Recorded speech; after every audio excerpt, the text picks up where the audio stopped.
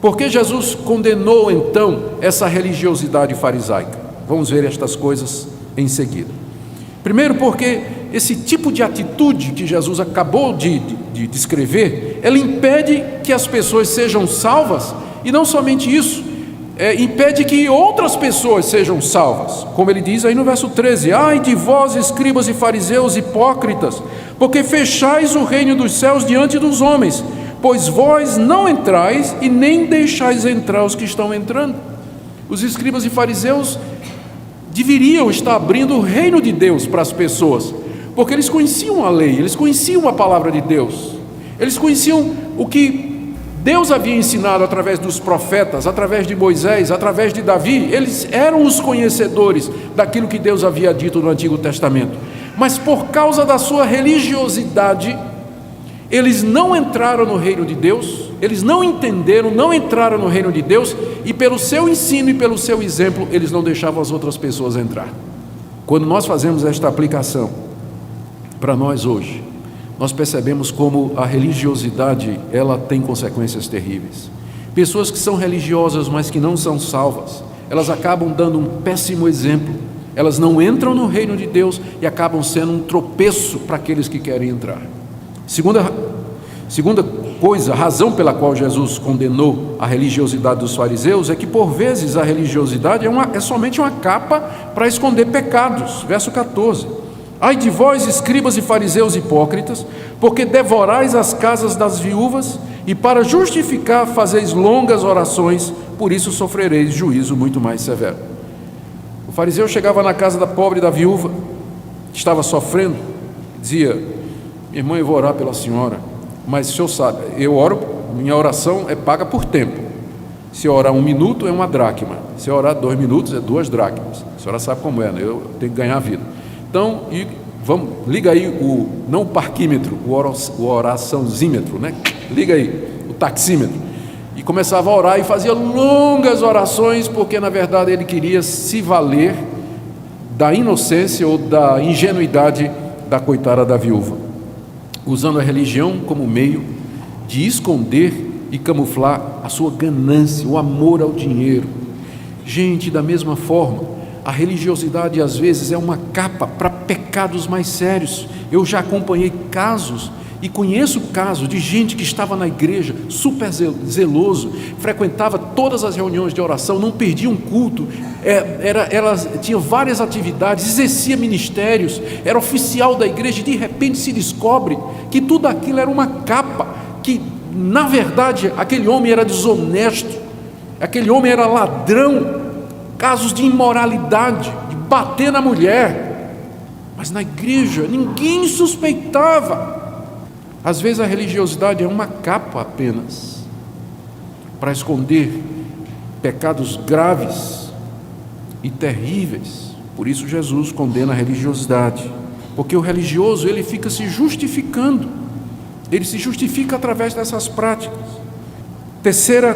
Terceiro ai, verso 15, Jesus condena essa religiosidade porque ela leva as pessoas ao inferno. Veja o verso 15: ai de vós, escribas e fariseus hipócritas, porque rodeais o mar e a terra para fazer um prosélito, e uma vez feito, tornais filho do inferno 2 vezes mais do que vós.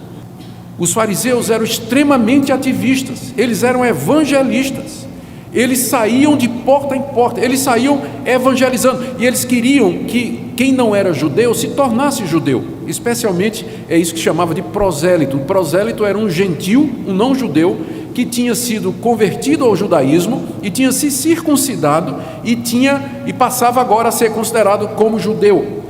Os fariseus faziam qualquer esforço. Jesus diz aqui que eles rodeiam o mar e a terra, iam para qualquer lugar para conseguir adeptos, mas no final esses coitados eram 2 vezes filhos do inferno. Por isso que Jesus condenou os fariseus, porque a religiosidade leva as pessoas ao inferno.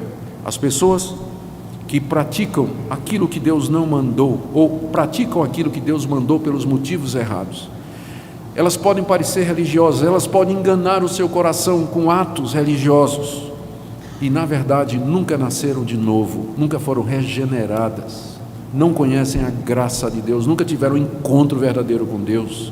Por isso que a religiosidade é tão perigosa e perniciosa e conduz para o inferno, porque a pessoa pensa que porque ela é religiosa, porque ela vai à igreja, porque ela dá dízimo, porque ela está no ministério, porque ela é pastor, porque é pregador, ela pensa que aquilo é uma evidência de que ela está salva.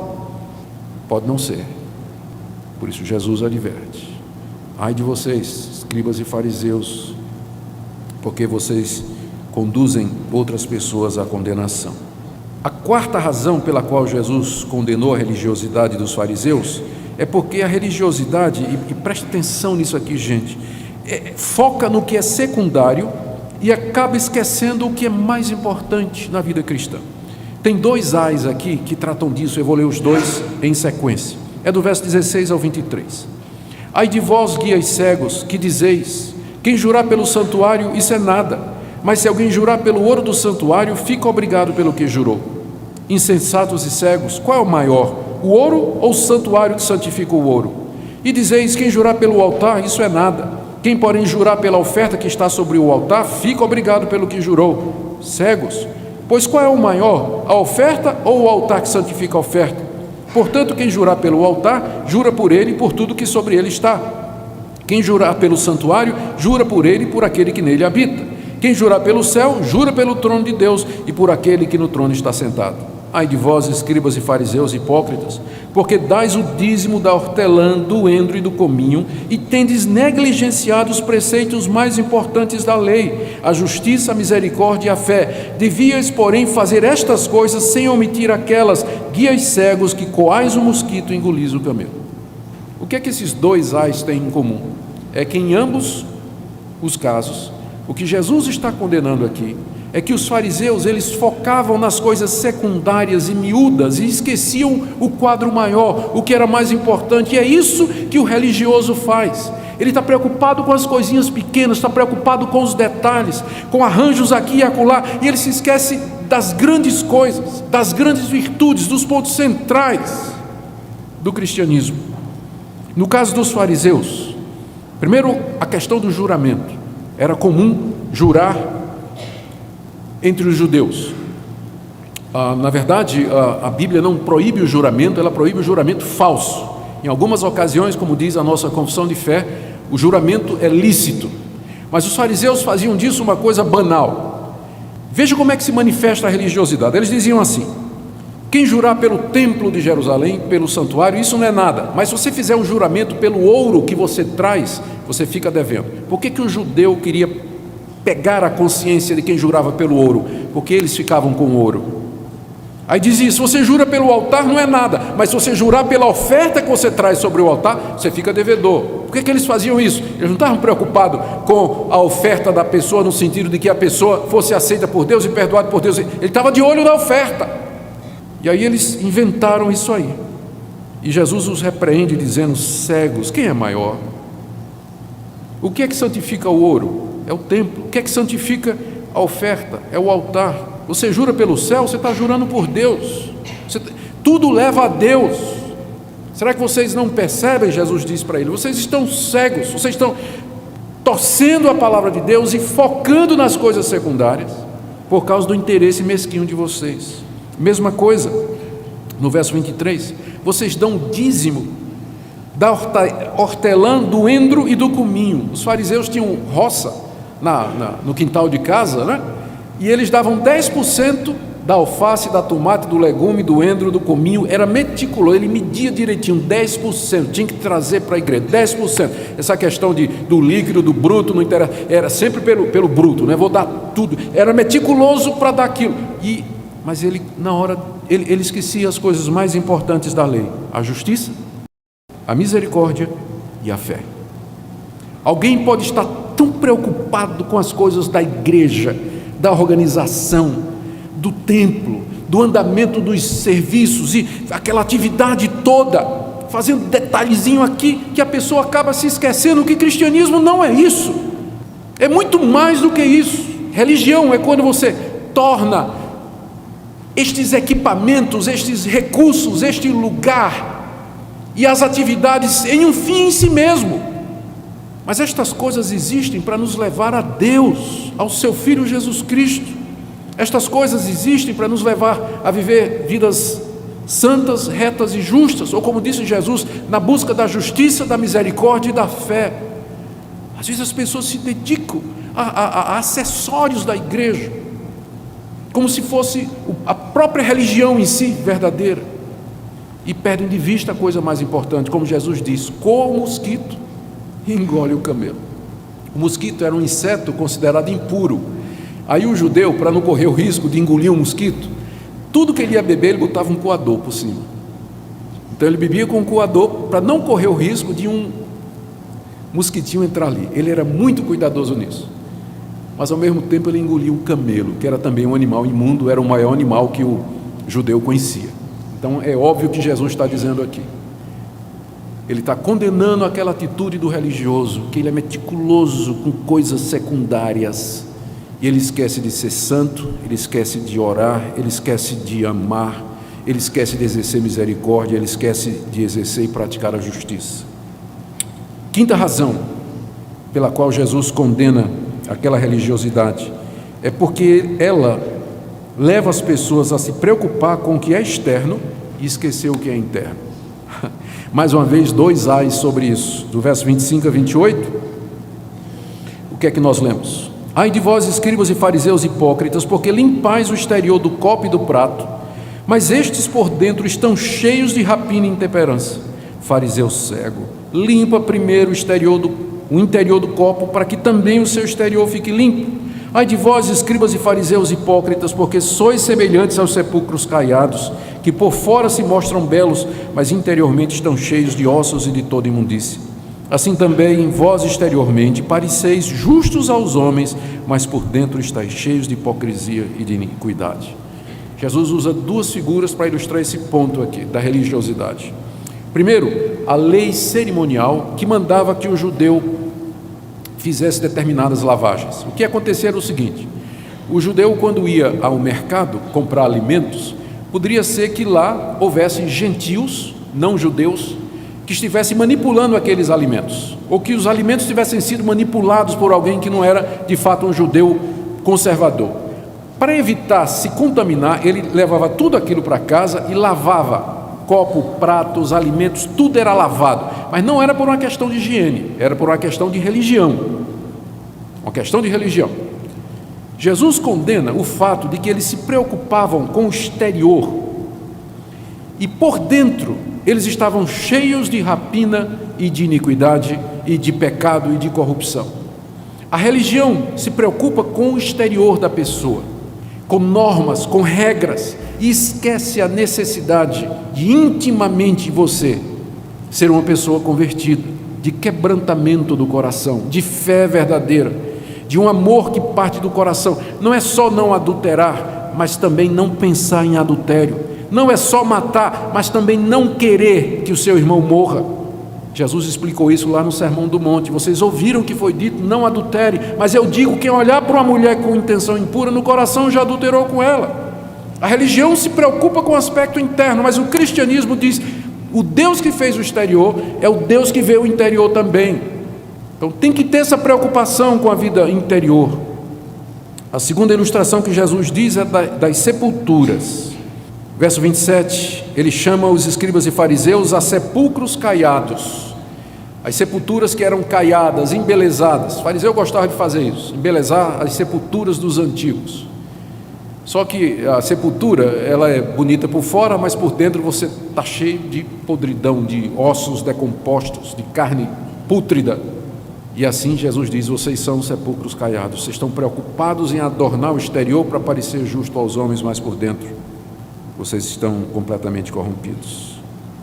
A última razão pela qual Jesus aqui condena a religiosidade dos fariseus é porque ela impede que os religiosos ouçam a palavra de Deus. Do verso 29 a 32, ai de vós, escribas e fariseus hipócritas, porque edificais os sepulcros dos profetas e adornais os túmulos dos justos. E dizeis: se tivéssemos vivido nos dias de nossos pais, não teríamos sido seus cúmplices no sangue dos profetas. Assim contra vós mesmos testificais que sois filhos dos que mataram os profetas. Enchei vós, pois, a medida de vossos pais. O que Jesus está dizendo aqui? No Antigo Testamento, Na época do Antigo Testamento, Deus mandou profetas para falar aquele povo religioso.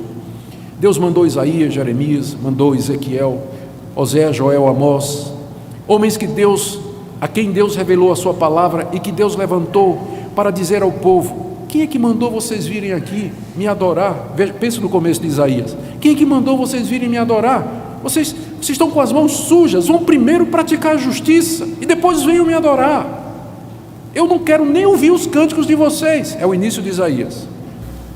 Eu quero que vocês pratiquem a justiça, que vocês façam o que é correto, depois venham e vamos arrazoar. Ainda que seus pecados sejam vermelhos como a escarlata, se tornarão brancos como a lã. Todo mundo conhece essa passagem.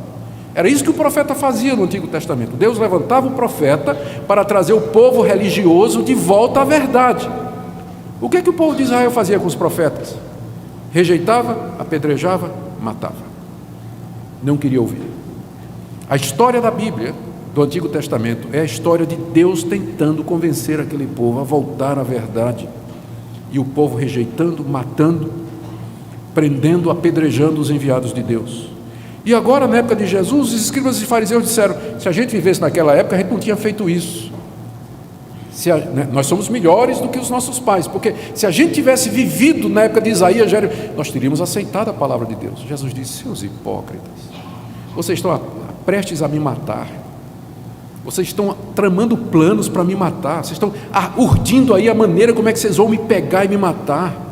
Vocês estão enchendo, ele diz aqui, verso 32, vocês estão enchendo a medida dos vossos pais, vocês são iguais aos pais de vocês, zelosos pela tradição, mas não querem ouvir a palavra de Deus, zelosos pela antiguidade, o que os nossos pais fizeram, sempre fizeram, mas não querem ouvir a palavra de Deus.